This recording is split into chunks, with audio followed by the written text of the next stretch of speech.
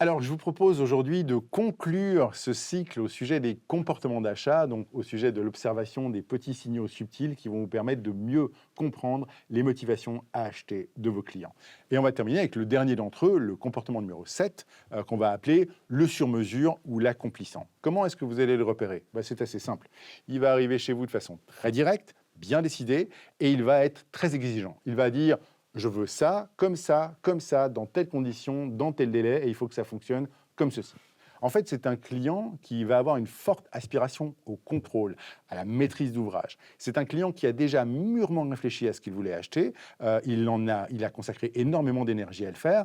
Et c'est un peu comme s'il arrivait chez vous, non plus avec des questions ou une volonté de comprendre, mais carrément avec le cahier des charges qu'il va déposer sur votre bureau en disant voilà ce qu'il me faut. Alors attention, en général, c'est des achats complexes. C'est des achats tellement complexes qu'il ne peut pas les réaliser simplement lui-même.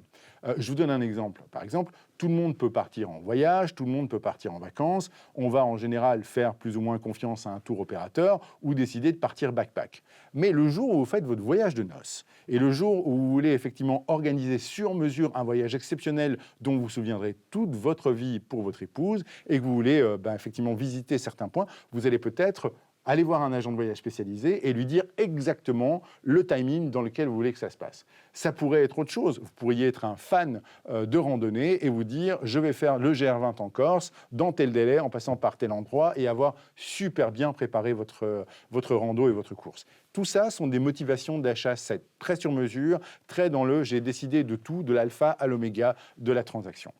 Il y a un autre moment dans votre vie dans lequel vous serez forcément profil 7, c'est le jour où vous ferez construire votre future maison.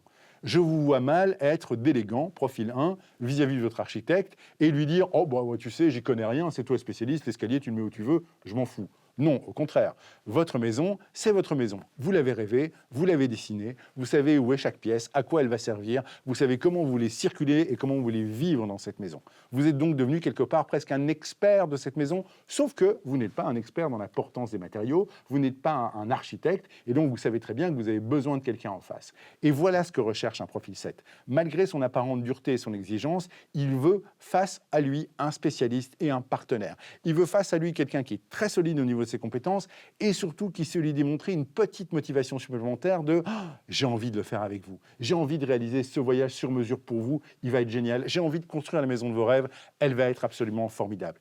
Et c'est seulement à cette condition-là que vous allez gagner la confiance de ce profil, non seulement en démontrant votre compétence, mais aussi en démontrant votre appétit à devenir quelque part son partenaire de réalisation du produit ou du service dont il rêve et qu'il a tant réfléchi.